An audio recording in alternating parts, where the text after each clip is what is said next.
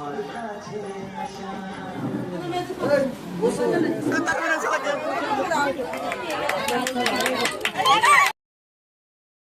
Guys, welcome back to my channel Paramita lifestyle. তো সকলে কেমন আছে? আশা করি সকলে ভালো আছে, আমিও অনেক ভালো আছি। তো আজকে একটা নতুন ব্লগ নিয়ে চলে এসেছি। আজকে হলো আমার দাদা আর মাসির বিয়ে। তো দাদা মাসির মানে কেমিস্ট্রিটা তোমাদের আগের ব্লগেই শেয়ার করে দিয়েছি, তোমরা না দেখলে গিয়ে দেখে আসো। তো চলো ব্লগটা কন্টিনিউ করা যাক। আর গায়ে হলুদে কি কি হচ্ছে, বিয়েতে কি কি অনুষ্ঠান আমাদের সেরিমনিয়ারা হয় আর আমাকে কেমন লাগছে কমেন্ট বক্সে তোমরা অবশ্যই সকলে জানিও। তো আমরা গায়ে হলুদের সময় গেছিলাম, কারণ তার আগে তো আমরা ঘুমাচ্ছিলাম আর ঘুম থেকে উঠতে উঠতে 9টা বেজে গেছিলো, তাই আর তাড়াতাড়ি গিয়ে পৌঁছানো হয়নি। তো আমরা 12টার সময় গায়ে হলুদের তত্ত্ব নিয়ে বেরিয়েছিলাম, কিন্তু এখানে আস্তে আস্তে 1টা বেজে গেছিলো, কারণ রাস্তা ভুলে গেছিলাম আমরা। সত্যি বলতে এই দিদার বাড়িতে আমি খুব কমই এসেছিলাম, মাত্র 2বার, আর এটা নিয়ে 3বার বিয়ের টাইম, কারণ পড়াশোনায় সেই চাপেতে আসার টাইম হয়েই উঠেছিল না। তো সকলে মিলে আমরা নিয়ে চলে গেছিলাম তত্ত্বগুলো। এখানে দাদা, বৌদি আর কাকা আর সবাই নিয়ে গেছিলাম। তার আগে মেয়ের বাড়ি থেকে আশীর্বাদই করতে গেছিলো ছেলের বাড়িতে, আর ছেলের বাড়ি থেকে গায়ে হলুদের সময় আশীর্বাদ করতে এসেছিলো, সেই ভিডিওটাও তোমাদের সাথে শেয়ার করব। আর এখানে তত্ত্বগুলো সবাই মিলে সাজিয়ে রাখছিলাম।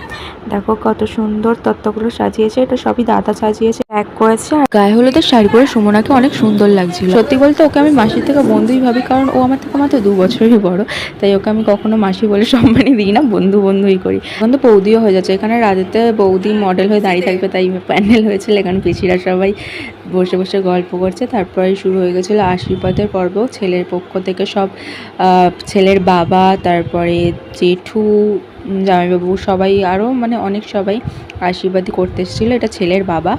তোমরা প্লিজ কেউ খারাপ মাইন্ড করো না, আমি মাসির আর দাদার বিয়ে বলছি বলে। আগের ভিডিওতে আমি মাসি দাদার কেমিস্ট্রিটা তোমাদের সাথে শেয়ার করেছি, সেই ভিডিওটাও এই ভিডিওর সাথে অ্যাড করে দেবো।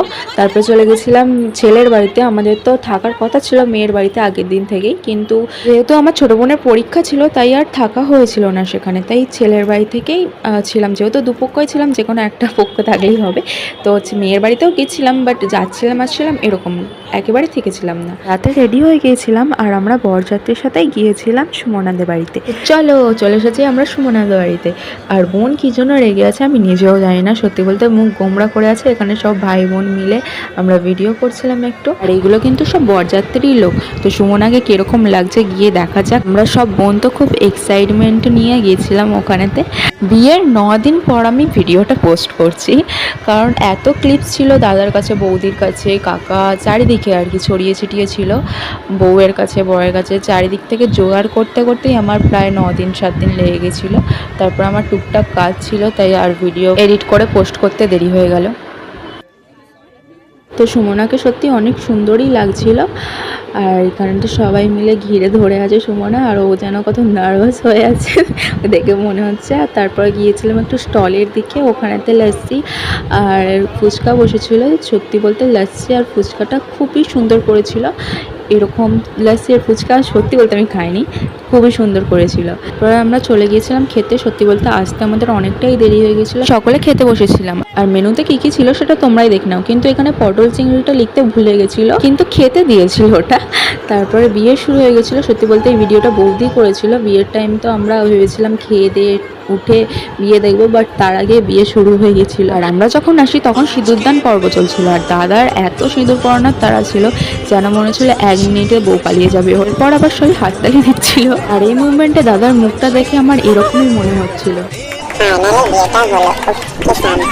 বিয়ের পরও অনেক নিয়ম ছিল, সেগুলোই পালন করা হচ্ছিল, যেমন খই ফেলা আগুনেতে, আরও নিয়ম। প্রায় 9 দিন পর্যন্ত নিয়ম চলে। আর দাদা বৌদির এই বিয়ে থেকে আমার মাথায় বিয়ের ভূত নেমে গেল। সত্যি বলতে এত নিয়ম পালন করতে করতেই তো মাসের হাফ দিন শেষ।